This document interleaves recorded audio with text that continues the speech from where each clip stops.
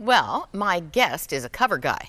He is the man, smiling, on the cover of this recent Testimony magazine. The article, Who's Your Daddy? Discovering what it means to be a son and a father.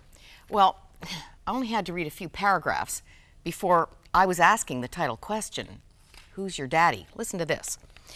I was firstborn son to my true mother and father, but grew up in a family that already had 5 boys from another marriage.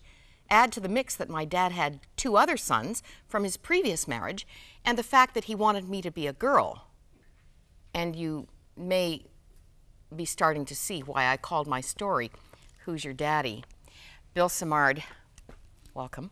Thank you.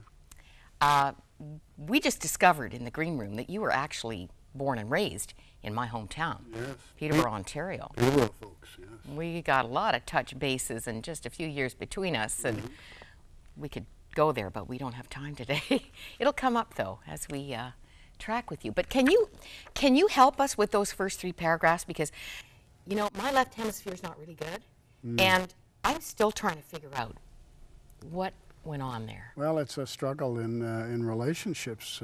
Like so many people in our world today, there's failed marriages, and it happened in my family. There was a failed marriage, and so there was a mix-up in the family. Relationships were broken, and we ended up in a bit of a mess, to be truthful. It was a mess. Quite complex. Yeah. Switching and crossing I didn't over. really understand it until I was 30. So Really? I remember riding with my mom in the car, and she sort of explained it all to me. And What all happened? it was bizarre. We to don't say the least. need to unpack it all, Bill. The most significant thing is that you had no idea what a daddy was. Right. And the impact of this in your life played out very strongly in the sense of needing to fight, strive to get on top wherever you were. In your school years, you were kind of a ruffian.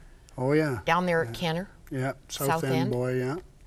Yeah. Well, I had a sense as I was younger that somehow I wouldn't survive. That I wouldn't make it, you know. And I went for a long, long time in my life with that sense of anxiety, and I think a lot of people face it in these days. You know, there's a lot of fear in our world, and I think a lot of it comes from that failure in relationship, that failure to have a dad. Well, I mean, we looked at this article a few years ago, Where Are the Men? And I mean, I just never, this is 2007, Sunday Star, but you know, hidden crisis in the city of Toronto. Single moms speak out about the scary struggle to raise children who don't expect to survive past the age of 25. Yeah. How important is dad in building that security, that foundation that gives you hope for the future? Well, dads provide that sense of safety, you know. I say in our home, when we say a blessing, we thank God for his provision and his protection. And that's what dads do. They provide for the family, they protect the family. So there's that sense of well-being that a dad brings to a home. And single moms will tell you, what's the biggest issue they deal with? It's fear. Am I going to be okay?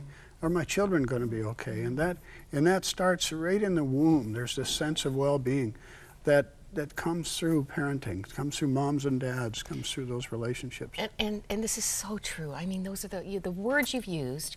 I penned in grade 11 in my anthology after my dad died at 47. Yeah.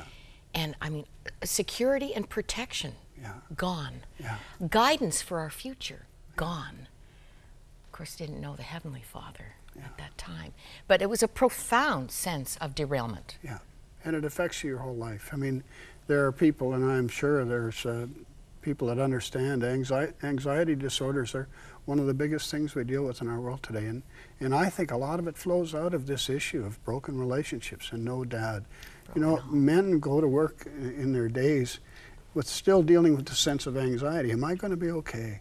Am I going to be able to do what I need to do? Am I going to be able to be what I need to be for my children? For Fear my of wife? failure is right Exactly. on top for a man, isn't it? So that's an issue that only fathering can answer. Now you played out this fear, this insecurity, trying to dominate, and it came out in some unpleasant ways that landed you in reform school. You know, my parents threatened reform school. Where was reform school? You said it was in several locations. Yeah, there's lots of them around. But the issue for me was this issue of dominance, and that's what I was taught. I was taught that authority was established through dominance. You know, I had 5 older brothers, so I was the youngest. Well, I learned how to fight as a young person. That's how I established myself, and so that's how I sort of went through my life, dealing with this issue of dominance. If I couldn't be in charge, if I couldn't be in control of it, then I'd resist. I'd go away from it, go into some area where I could be in control. And it was always this issue of dominance. Who's going to be in charge? So when drugs came into your life, you had to be the drug dealer, not just a yeah. user. Yeah, I was driving the car. I was the guy that would drive when everybody else was out of shape. I was the guy that was in control. And for me, it was always about dominance, always about dominance. And how do you submit to someone who's dominant? You know, how do you submit to someone who's overbearing? Or it's always about power. So you're a pretty hardened guy. It was hard. Now, this whole term, "Who's your daddy?"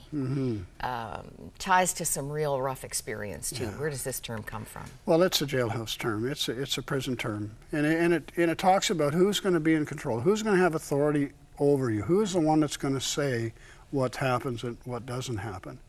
And for me, it's a messed up thing, because I want to have a daddy. I want to have a dad that I can trust and that I can receive direction from. I want to be able to be teachable.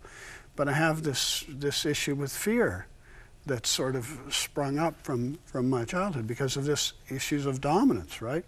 And so how do you trust? How do you submit to authority when you have this fear that you're dealing with? So that's the thing that Christianity for me has brought answers to, you know. It was sad to read that you had to smoke a joint to play with your daughter. To even begin to know how to engage. Yeah. Well, before I was a Christian, I didn't have anything within me that I felt that I could share. And I'm sure people will testify to this as well. There was a blackness, there was a darkness within me that I didn't want anybody to see. I didn't want anybody to have any part of. And so my wife and child were on the outside, and I could never let them in. But when I became a Christian, that changed, because somehow God just changed me inside. Now, your first marriage exploded in a rage. Yeah. Would that be sad. fair? Oh, yeah.